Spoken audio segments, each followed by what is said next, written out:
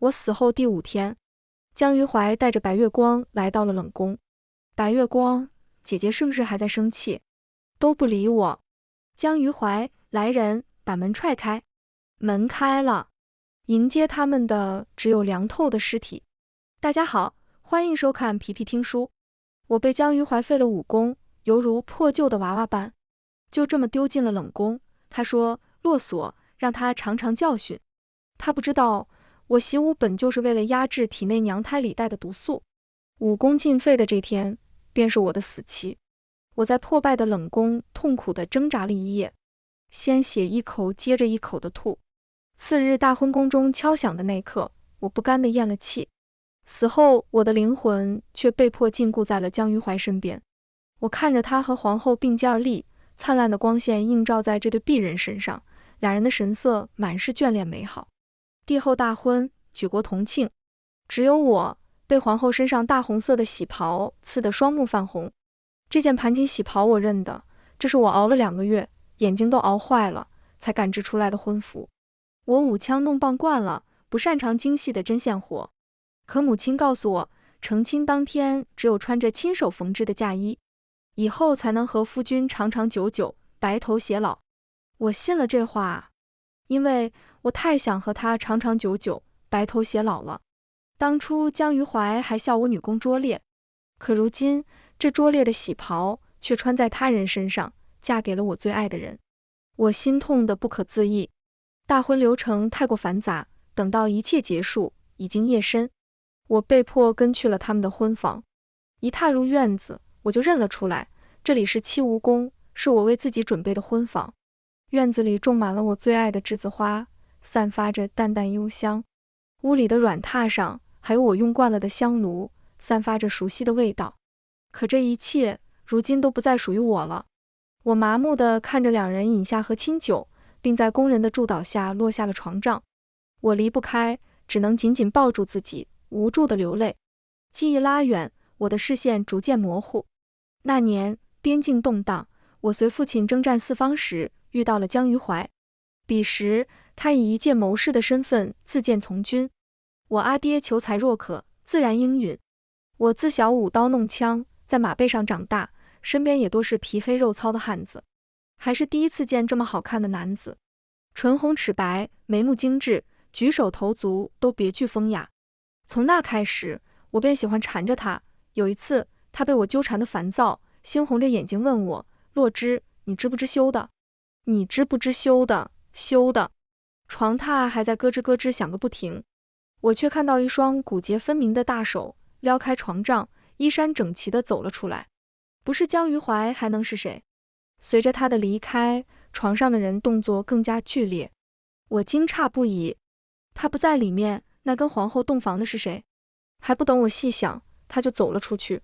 我无奈跟上，不是没有尝试过离开他，可剧烈的疼痛让我难以承受，只能这样不情不愿地跟着他了。夜已经很深了，他就像一个孤影，顺着宫墙缓慢地行走着。偶尔有几个巡查的侍卫看到他想要行礼，江于怀也只是挥挥手，示意退下，一副不想被打扰的模样。随着他走得越来越远，我心里的不安也越来越大，看这方向怎么看着像是冷宫。直到他站到了冷宫门口，我才惊觉，他怕不是有什么大病，洞房花烛夜，良辰美景时，偏偏来什么冷宫。我陪着他站了一会儿，更加纳闷了，来了也不进去，到底要做什么？好歹进去看到我死了，通知我的家人，给我收尸也好啊。喂，你进去啊。我试图提醒他，可他毫无反应。是了，他看不到我，他还不知道我已经死了。我心里一滞，飘到他身前，仔细观察他的表情。江于怀漆黑的眸子不知道在看什么，似乎是魔怔了，也似乎陷入了迷茫，什么都看不出来。他的眉眼比当年成熟了不少，早就褪去了青涩，成长为一介了不起的帝王。当年在我不知羞的撩拨下，他与我互通情意。在父亲的主持下，我们举办了简陋的成亲礼，连聘礼都是临时拉了一匹马来凑数的。可我当时满心满眼都是他，根本没有发现他的勉强。直到京城的旨意传来，大意是骆将军为国为民，感天动地，陛下特赦归家，兵符自此归三皇子姜羽怀。我和父亲那时才知道，原来姜羽怀哪里是什么谋士，他是来替他父皇夺我爹兵权的。我嫁给他，无形中帮他成功过渡军中势力，不费吹灰之力就卸了我爹的任。好在我那将军爹早就有退去的心思，为了我的幸福着想，他非常配合地交了兵符。回忆到这里，我瞥了姜羽怀一眼，还是一动不动地站在那里，不知道在想什么。我觉得无趣，便找个角落缩在那里，默默环抱住自己。我愣住，我似乎很喜欢这个动作。就这样，我看着姜羽怀在冷宫外站了一宿，直到天蒙蒙亮，他才悄悄离去。我不舍得回望了一眼身后的院落，看来又是没有人为我收尸的一天啊。我死后第二天，早朝不是很顺利。我爹虽然被夺了兵权，可他带兵那么多年，带出不少忠勇部下。他们知道我被禁于冷宫，不干了。陛下，洛枳是咱们看着长大的，她不是那种拎不清的女子。洛枳潇洒磊落，跟那些后宅女子自然不同。陛下，叔叔伯伯们你一言我一语地为我辩白。我眼眶发热，看啊，连他们都知道，我根本不屑什么后宅争斗。可我的枕边人却从未了解过我。那年，姜羽怀得了兵符后，和我爹一样，开始了征战四方的生活。我还一如从前，在军营陪着他，为他洗手做羹汤，照顾他的饮食起居，这一陪就是4年。后来先帝驾崩，皇子争位，他留我在边关，带人赶回了京城。可我终归是放心不下他，他前脚刚走，我后脚就跟了上去。就这样，我一路偷偷跟着他来到了京城，并在夺嫡之战时为他挡了暗处射来的箭。那箭不偏不倚，射中了我的肚子，我和他的第一个孩子就这么没了，而我自此丧失了生育的能力。姜羽怀在我骆家军的助力下，成功登上皇位。紧接着，雪花式的折子就纷沓而至，皆是劝他另立贤后，理由是骆娘娘子嗣艰难，无法为后。可他们都忘了，没有我，他们哪来的新皇？刚开始，姜羽怀还装模作样的拒绝，并且向我保证，洛枳，我此生除了你，不会再有别的女人。我甜蜜地依偎在他的怀里，霸道地抓住他的手，你敢有别的女人，我就剁了你的手，让你永远都留在我的身边。骆大将军独女的潇洒肆意，也许对姜羽怀来说是最大的不敬。我伤愈的那天，在御花园里见到了那个我见犹怜的女子，她柔弱无骨地挨在姜羽怀身边，俩人正欣赏着一朵并蒂莲。姜羽怀不知道说了什么，美人捂嘴轻笑，姿态风流，引人遐思。我看到姜羽怀看向他的眼神变了，是惊艳，是欢喜，还有对我从未有过的纵容。我的伤口开始钝痛，密密麻麻的冷意席卷而来。我抽出身旁侍卫的刀，以极快的速度劈散了那朵碍眼的并蒂莲。并蒂花开，两相欢好；并蒂花落，一拍两散。姜羽怀用尽全力的一巴掌挥到我脸上时，我没动。我舔了舔口中心甜，看着他笑得天真，这便是未来的皇后娘娘吗？九五之尊大怒，侍卫宫女瑟瑟发抖地跪了一地。只有那花一样的女子颤颤巍巍地开口：陛下，姐姐她不喜欢我吗？呵，好一朵千姿百媚的小绿茶。姜羽怀似乎是怒极了，他脸色涨红，嫌恶地看着我后退了几步。数十道黑影从天而降，将我团团围住。我听到他说废掉他的武功，打入冷宫。我这时才明白，他也许从未爱过我，他爱上的是我爹的兵符，是我身后的骆家军，是那高高在上的皇位。他最爱的是他自己。我重伤刚愈，根本不是训练有素的黑衣人的对手。我被人狼狈地压倒在地上，宫裙脏污，发髻凌乱，脸颊红肿。然后我亲眼看着姜羽怀小心地护着那女子离开了，一个眼神都没有给我留下。直到再也看不到他们的衣角，我才忍眼泪淌了下来。原来废掉武功的痛都不及心痛万分之一啊！押我去往冷宫的人是跟了姜羽怀多年的护卫冷一。我知道他只效忠姜羽怀一人，可我还是没忍住向他求证一件事。冷护卫，你跟了他有许多年了吧？冷一恭敬应是。那位女子可是丞相府嫡女？我的声音有些涩然，委实不够好听。冷一没有犹豫，再次应是。我苦涩一笑，早该想到的。卧床养病那段时间，就有闲言碎语传到我耳朵里，其中说的最多的还是关于江于怀的未婚妻的。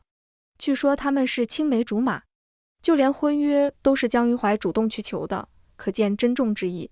可我总是不信的，毕竟那人对我的深情不似作假，我和他多年夫妻，举案齐眉，怎么可能是假？但我终归是输了。此刻我才明白，我不过是他们爱情故事里的一个背景板罢了。朝堂上围绕我的争论还在喋喋不休，我无聊地坐在房梁上，把每个人的表情都尽收眼底。江于怀面无表情地坐在上位，手指无意识地敲击着龙椅。他这个动作我太熟悉了，他在等别人斗个你死我活的时候，他好坐收渔翁之利。以丞相为首的文官和以我叔伯为首的武官吵得不可开交。如今江于怀借着武官的势力初登皇位，按理说应该论功行赏的时候，他却选择立了文官之女为后，还变相幽禁了我这糟糠之妻。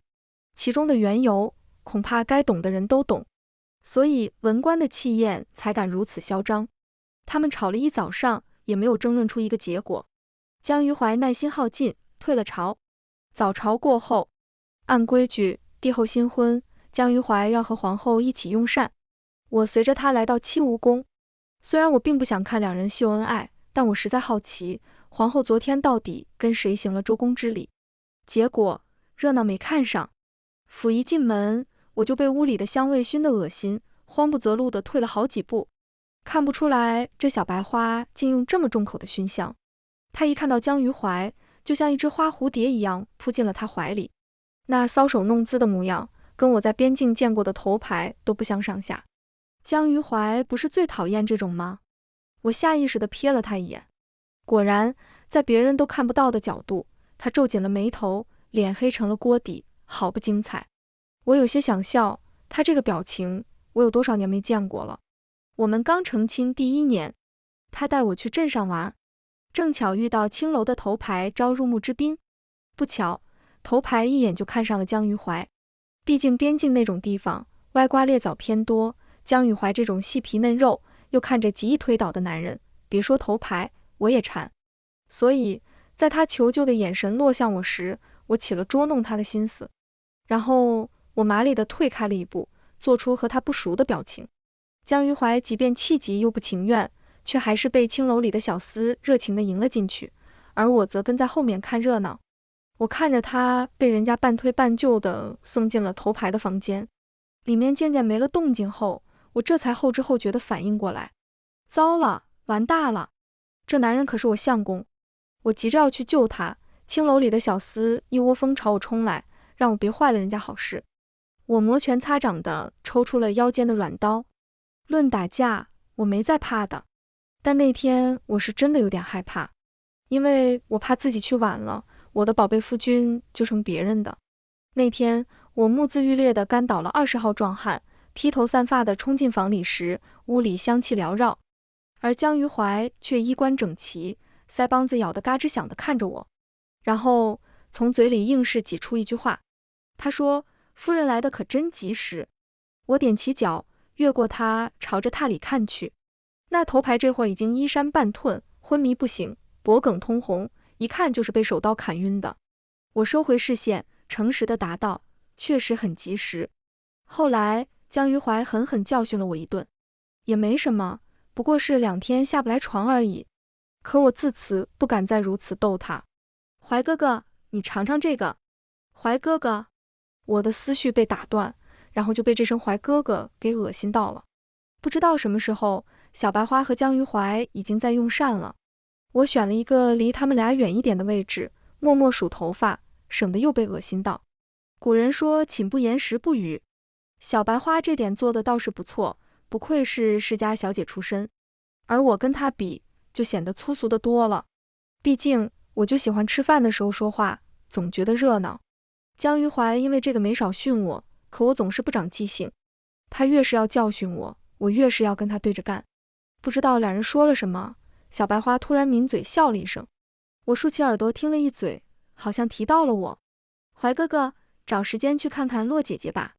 江于怀夹菜的手顿了一下，我听到他嫌恶的开口，好端端的，提他做什么？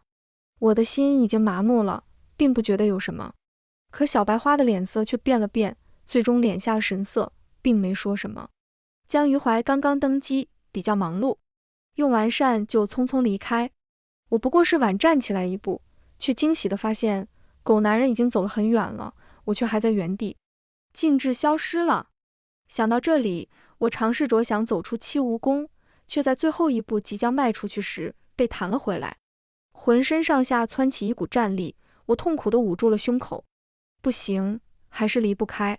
这时，身后响起小白花疑惑的声音：“这是什么？”我的胸口咚咚跳得厉害，僵硬地转过头，循着声音望去，映入眼中的是一块光滑奶白的玉佩。此刻，玉佩被小白花握在手里，颠来倒去的查看。这是我从出生就佩戴在身上的玉佩，在我和江于怀的洞房花烛夜时，无比珍重地送给了他。他竟然一直随身带着，这是我万万没想到的。娘娘，这玉佩应该是陛下的随身物品。有人回答了小白花的疑问。我看他一直盯着玉佩，若有所思的模样，心里有点打鼓，他不会是要毁了玉佩吧？但出乎我意料的是，小白花找来一个锦盒，珍重地把玉佩放了进去。我脑中鬼使神差般想到一件事，莫非我离不开的是这个玉佩？果然，似乎是为了验证我的猜测，小白花让人把玉佩送回给江于怀。我一路被迫跟着宫女来到养心殿，还未进去，就在殿外遇到了熟人。这熟人不是别人，正是我从小一起长大的师兄严嵩。我和师父背后喊他小阎王，不为别的，只为他生气的时候能把我们整个半死。他怎么会在这里？我有些纳闷。殿内传出一阵打杂声，还伴随着江于怀的无能暴怒。一个进士太监捂着头，快速跑到严嵩面前，愁眉苦脸地劝：“严大侠，您就饶了咱们吧，陛下不愿意见您。”小阎王向来喜怒不形于色，可今天我亲眼看着他的脸色几经变换，最终会做那一句高喝：“江于怀，你曾答应过我，若有一天不能护着周全，我便带他走，还请你兑现承诺。”我心中大骇。我自小就被父亲送到了山上学武，彼时师父只收了我和大师兄2个徒弟。大师兄性格冷淡，我和他正好相反，很会讨师父欢心，所以师父总是会跟大师兄说：“侄儿年幼，你是做哥哥的，要多护着他一些。”就这样，在山上学武时，大师兄就处处让着我。等我归了家，他更是跟来军营，只为了护我周全。然后就是我成亲。大师兄那天喝得烂醉，把江于怀约了出去。后来江于怀回来的时候，脸上有处青紫，我追问怎么了，他告诉我不小心磕碰的。我没有多想，信了。如今看来，竟然是向来性格冷淡的大师兄做的。可眼下，江于怀早就不是当初在军营积极为营的将军士了。若是惹恼了他，怕是今日大师兄都要交代在这里。我心里急得不能行。果然，不出我所料，伴随着脚步声，江于怀从殿内快步走了出来。他一脸怒气地指着大师兄：“严嵩，你想忤逆吗？这罪名可太大了。”我顿时有些头疼。恳请陛下赐落纸归家，以后男欢女爱，各不相干。等他说完，气氛凝滞到连我这个鬼魂都觉得难熬。江于怀低低的笑声自胸腔而出，他说：“洛只是我的妻，谁都带不走她。”眼前的江于怀满眼阴鸷，我有些诧异，他还认我是他的妻，真是滑天下之大吉。况且我大师兄更不是吃素的。他恨恨的咆哮声几乎穿透我的耳膜，我毫不怀疑，就连距离很远的宫门禁军都能听到他在说什么。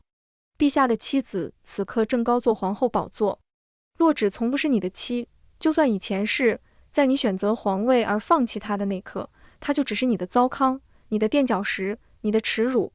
江于怀，你可以折断他的翅膀，但你不能剥夺他的自由。这些话可谓大逆不道至极。宫女太监们哗啦啦跪了一地，努力缩小着存在感，生怕被殃及。我一直小心地观察着江于怀的脸色，他的面色尽数而变得平静。我心中警铃大作，想提醒大师兄快跑，但我忘记自己已经死了。我的手穿过大师兄的身体，任凭我怎么叫喊，大师兄都恍若未闻。到最后，我亲眼看着禁卫军把大师兄打倒，带了下去关起来，就像当初对待我那样。我只能眼睁睁地看着我的亲人为我受苦。如今，我的眼泪已经流干了，流出的只有血泪。这时我才明白，江于怀也许要对付的并非一个我，他要对付的是我身后的势力，比如大师兄，比如我爹，再比如骆家军。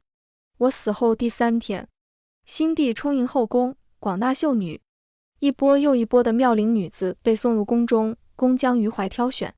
今日我感觉魂魄更加厚实了一些，比如在江于怀批奏折的时候，刮一阵阴风，扰乱他的节奏；再比如有人送秀女画册来时，绊来人一脚。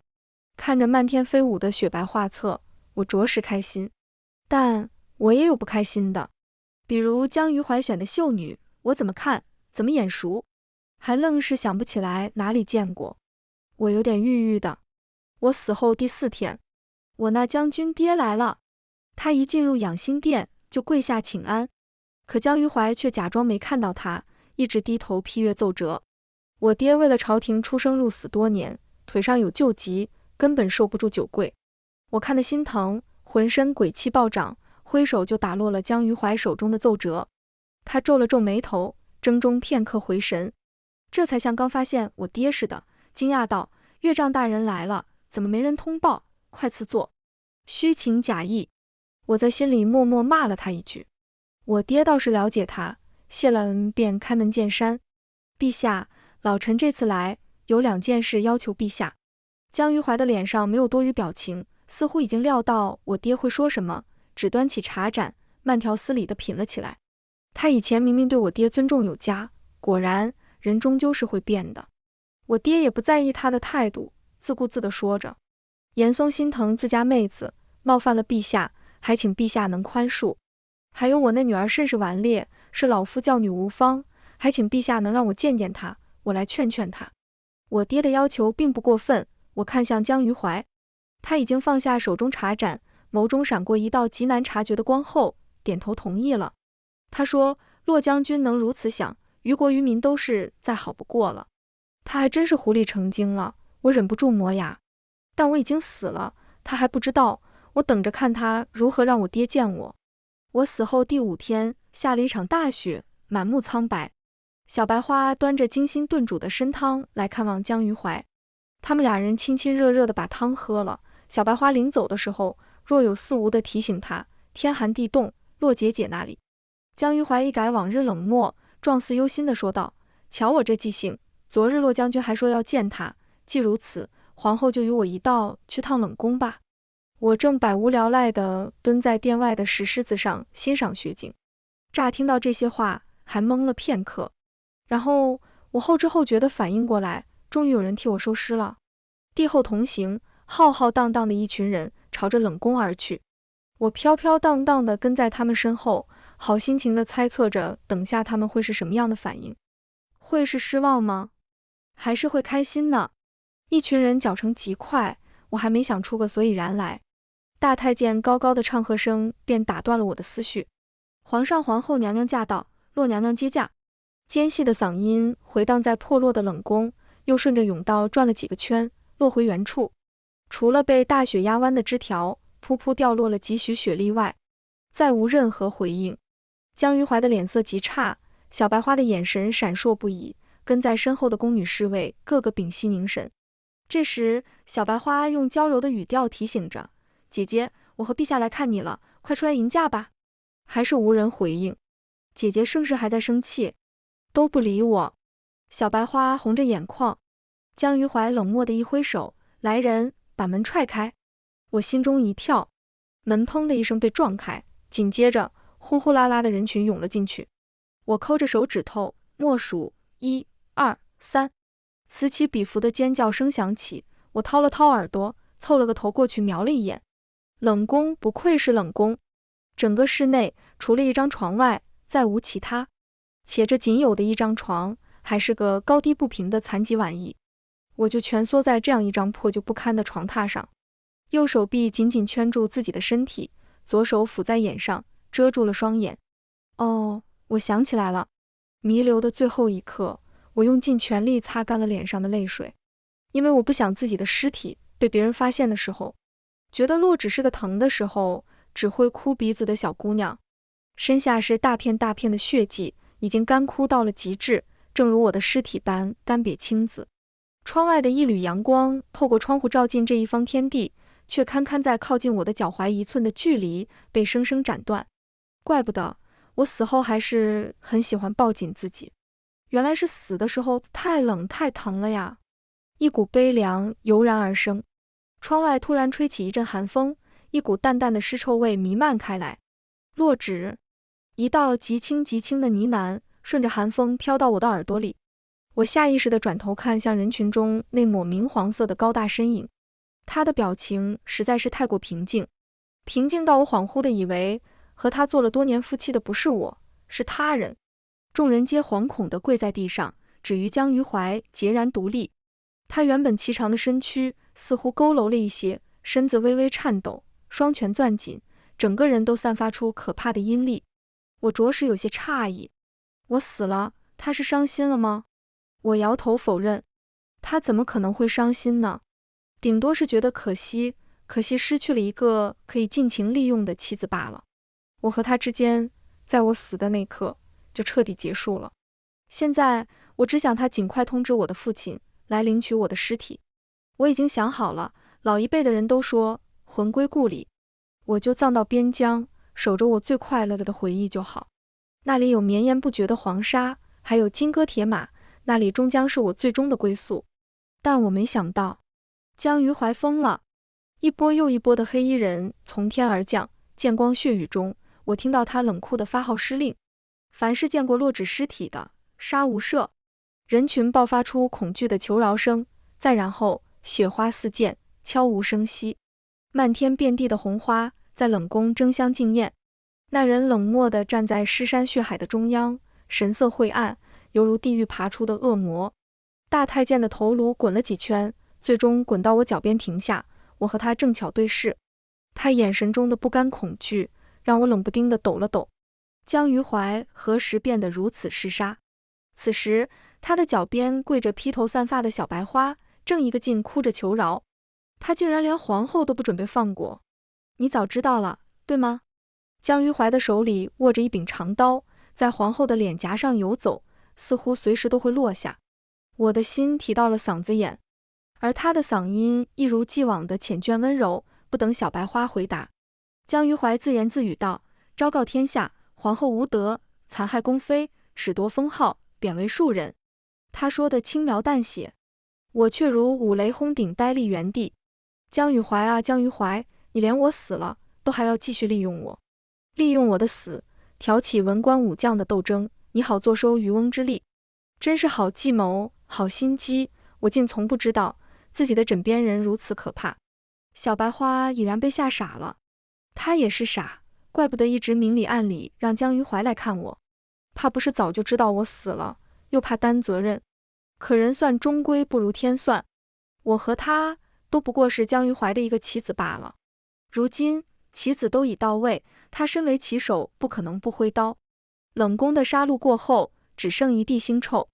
我以为江于怀终于要走了，谁知他突然动了，却是脚一转，朝着屋里走了过去。我麻利地跟上，结果就看到一向有洁癖的人脱下长袍裹在了我的尸体上，然后珍重地把我抱起，就像以往每次亲热他哄我一般低语：最后一次抱抱你。看他这样，我的心就像破了一个大洞一般，极致的撕扯让我痛苦不已。我浑浑噩噩地跟着他回到了寝宫，他封锁了养心殿，无诏，任何人擅入都杀无赦。我都死了，还搞囚禁这一套，这什么疯批神经病！江于怀命人给我清洗了身体，换上了好看的长裙，让我躺在他的龙榻上。我觉得他真的疯了，因为他沐浴过后和我并肩躺了下来，一只手甚至还圈住我的腰。说实话，我对自己的颜值没有自信到就算死了都能让人痴狂的地步。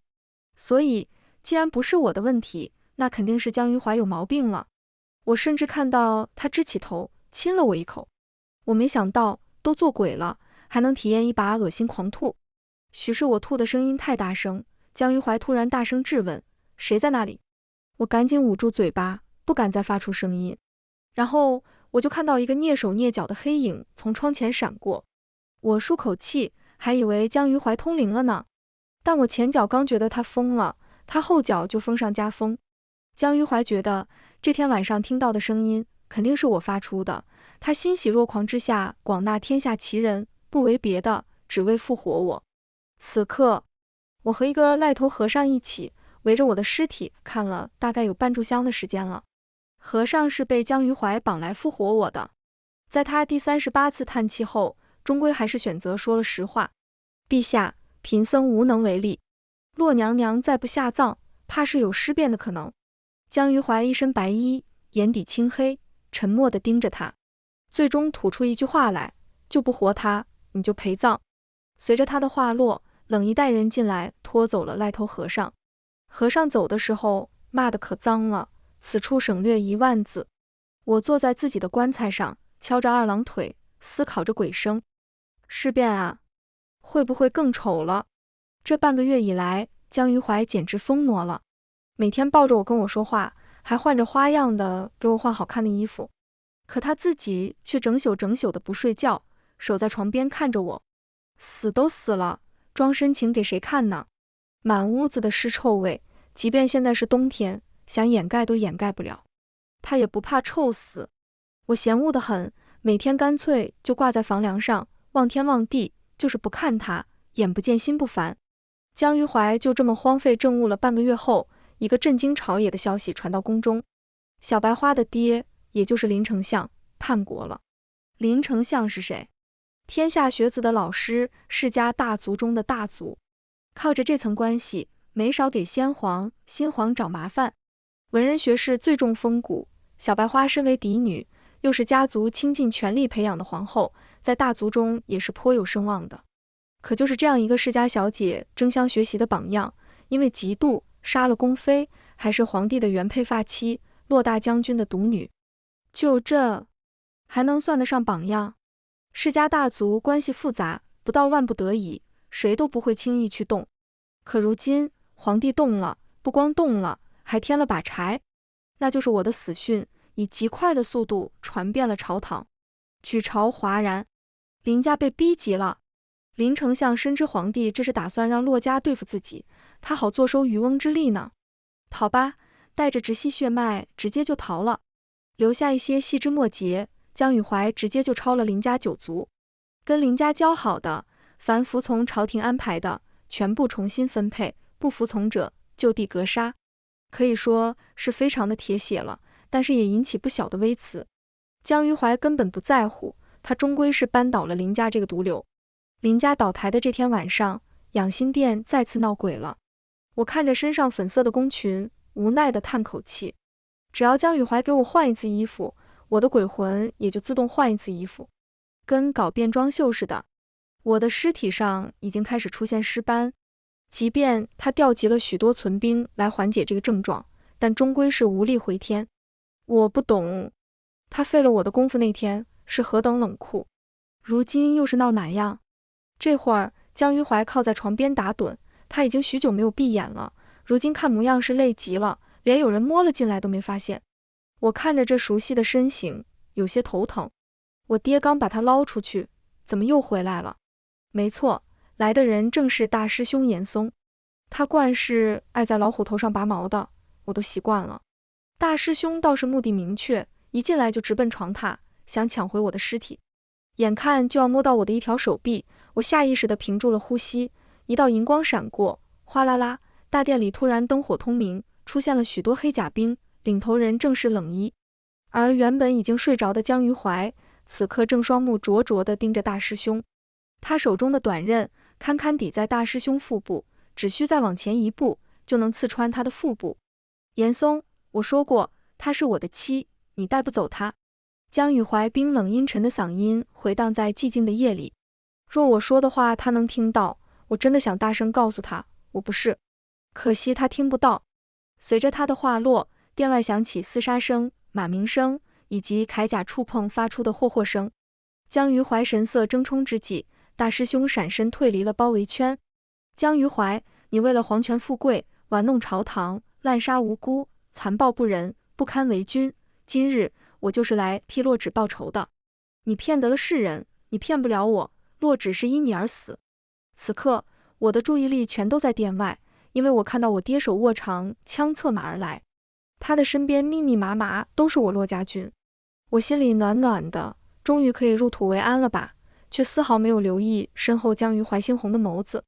直到痛苦嘶吼的声音响起，我才转头看去，只见江于怀不知道受了什么刺激，抱着我的尸体，不允许任何人靠近。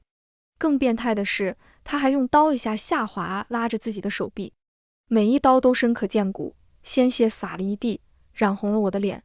青灰色的尸斑，再加上猩红的鲜血，我那张脸几乎没法再看。我皱了皱眉，有些嫌弃。冷一下坏了，黑甲卫跪了一地，苦苦哀求着他住手。江于怀好像什么都听不到了，木着脸，手上动作不停，嘴里还念叨着：“阿芷，我来陪你好不好？”我下意识地脱口而出：“不好。”我亲眼看着他的眼睛从毫无声息变得充满生机，僵硬地转过头，直直地看向我所在的位置。我有些惊讶，江于怀能看到我了？他嘴里呢喃着：“阿芷，我是做梦吗？”颇有些神思不属的意味。直到此刻，我才终于明白，他好像真的是后悔了。可我真的不需要了。我回给他一个鄙夷的冷哼：“江于怀，我用命帮你得到的地位，坐着舒服吗？”我想，我应该说得很温柔吧，不然为什么江于怀哭了呢？他哭得好不伤心，哭成这样还不忘朝我装可怜。阿芷，你看。他血肉翻飞的手臂凑到我面前，森森白骨刺激着我的神经。我已经受到惩罚了，你回来好不好？求你。他惯会如此的。以前战场上下来，受了点伤，总会哼哼唧唧求我去哄。我也是傻，真就心疼的给他又吹又亲，被他占尽便宜。江于怀不会到现在还以为我还是从前那个满心满眼都是他的洛枳吧？不，早就不是了。我死后可是一直在你身边呢。我恶劣的想要拉他入深渊。果然，江于怀颓然地垂下了手臂，脸色苍白如白雪一般。他自嘲道：“原来你都知道啊！”我爹带兵而入的时候，看到的就是江于怀这自言自语的模样。他环视了一圈，目光锁定在我的尸体上，眉心狠狠皱起，手中长刀闪着冰冷的寒光。他咬牙道：“陛下，老臣只想带小女离开，若你阻拦，我不介意这天下换一人做。”我在一旁附和：“江于怀，劝你识相点。”冷一护主，早早把他护在了身后。江于怀双目赤红，跌跌撞撞地站起身，丝毫不在意眼前局势对他有多不利。他一把推开冷衣，朝着我走近几步，伸出染血的手，嗓音温柔的不可思议，还带着恳求：“阿芷，我们不闹了好不好？你回来吧，我想你。”一时间，在场所有人神思各异。我是个鬼魂，除了江于怀，无人能看得到我。他们都以为江于怀是癔症了。大师兄更是一脸便秘的表情，他咬牙：“杀人凶手，不配获得原谅。”我看他这样，轻轻垂下睫毛，心中闪过漫天痛楚。往昔的美好犹如雪花碎片般闪入脑中，从草原上大胆求爱，到后来的凤冠霞帔，最后是死前他冷漠的眸子。梦境破碎，真心错付。我的嗓子里似乎被堵住了，难受的说不出话。可我还是用唇语告诉他：死生有两意，自此同陌路。缘起时，我是明媚四溢，全心全意爱恋江于怀的洛枳。缘落时，一切皆因果，无恨也无怨。有什么东西碎了？是挂在江于怀身侧的玉佩。点点粉末化作齑粉飘散在空中，浮现一道道虚影，里面走马观花般是我的一生。我娘怀我那年，我爹在外领兵，皇家忌惮他功高震主，前皇后召了我娘入宫，赐了蛊毒，想要以此控制大将军府。可我娘自从有了我，身子孱弱的厉害，出宫当晚就发动，生下了我，那蛊毒很是霸道，竟顺着血液进入了我的身体。我小时候为了压制蛊毒，我爹没少求我师傅。后来在大典能跑能跳了，师傅便说干脆习武得了，只有靠他自己才能一劳永逸。我爹一听靠谱，连夜收拾了包裹，把我送去了师傅那里拜师学艺。正如师傅所说，随着我习武小有所成，蛊毒彻底消停了下来。画面一转，是我和江于怀大婚的那日。他出去了一会儿，再回来时满脸青紫。我本想把这件事告诉他，见他情绪不高，便搁置了。这一搁置不要紧，再然后就是我被他废了武功，押入冷宫的画面。那天夜里寒风呼啸，彻骨冰凉。我体内蛊毒发作，休整生息了整整数余年，他来势凶猛。我经脉尽断，五脏俱焚般的吐了一口又一口的血，直到最后咽了气，齑粉飘散，画面戛然而止。这便是我死亡的真相。白色的玉佩里包裹着一小节黑色玄铁。江于怀神色茫然，用指腹下意识地抚摸着上面大大的落字，精神渐渐崩溃，嘴里还念叨着我没有。他到底没有什么，无人会在意了。他不惜放下身段娶我，也要得到的骆家军虎符。早就在我和他成亲的时候，由我亲手送给了他。机关算尽，步步皆输。我爹忽然放声大笑，直至最后双眼通红。他原地趔趄了一步后，被大师兄堪堪稳住。江于怀，我的侄儿何辜啊？他对你全身全心的信任，你却为了地位把他搓磨至此，你该死！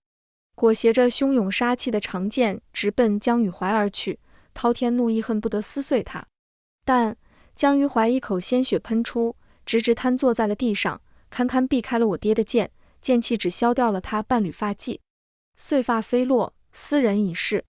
江于怀嘶吼痛哭，接着又哭又笑，彻底疯了。承德46年冬，怀文帝疯癫，宣布退位，幽禁冷宫。次年春，新帝登基，改国号洛，追封已是嫡女洛芷为嫡长公主，因有功于社稷，享太庙香火。后来我在地府跟人闲聊的时候听说，怀文帝年迈，恐命不久矣。我吐出嘴里的瓜子壳，站起身，朝着孟婆挥挥手，我走了，勿念。那天玉佩破碎，我只觉浑身一暖，堪看完大师兄扒了江于怀的龙袍，披到了我爹身上。我那忠厚耿直了一辈子的将军老爹吓得要死，那脸色五彩斑斓，我这辈子都没见过他有这么多表情。再然后我两眼一黑，就来到了地府，眼前高台上端坐着冥王，冥帝念我保家卫国死的冤屈，特赦给我一个心愿。我说还没想好，他说不急，你慢慢想。就这样，我在地府混吃混喝度过了40年，每天无事的时候就是陪着孟婆熬汤灌汤。我灌那些不愿喝汤的鬼魂，向来讲究效率，卸下巴，灌汤，装下巴，一气呵成。饶是见过大场面的孟婆都被我征服，成了我的好友。40年了，我再次站在冷宫，这里一如当初那么破败，只不过在角落的一块泥土里生长着一簇簇的栀子花，在这清冷的夜晚散发着阵阵幽香。吱呀，门开了，一个佝偻的身影从屋里蹒跚而出，手里还拿着一个小马扎，活脱脱一个小老头的模样。他先是卷起衣袖，挨个查看了一番栀子花，这才靠着花丛坐下来，举头望着头顶明月。阿芷最爱栀子花香，你们可要争口气，多开一段时日，说不定他就入梦来看我了呢。一阵风吹过，满院寂寥花香。其实我并不爱栀子花，我爱的是那年初见捧着栀子花朝着我笑得明媚的少年郎罢了。新婚之夜，他也曾温柔地搂我入怀，情深意切地告诉我，愿得一人心，白首不相离。可惜眼前人已非彼时人。我渐渐显出身形来，得了明帝的特赦，他能看到我。阿芷，你是来接我走的吗？小老头江于怀眼里迸发出巨大的喜悦，却并不敢靠近我。我搓了搓手，攒了40年的孟婆汤渣凝聚成型。近身，卸下巴，灌汤，装下巴，退开，一气呵成。我看着他龇牙咧嘴的模样，身形逐渐模糊。江于怀，今生你所赐之痛，用40年悔恨偿还，足够了。来世，愿你我永无再见之期。从此以后，洛枳和江于怀的爱恨情仇才算彻底斩断。我的魂魄彻底消散之时，不，江于怀痛苦的嘶吼传来。我释然的笑了。不知何时，袅袅无音响起。皑如山上雪，皎若云间月。闻君有两意，故来相决绝。全文完。皮皮听书感谢您的观看，每天上新精彩小说，喜欢就订阅吧。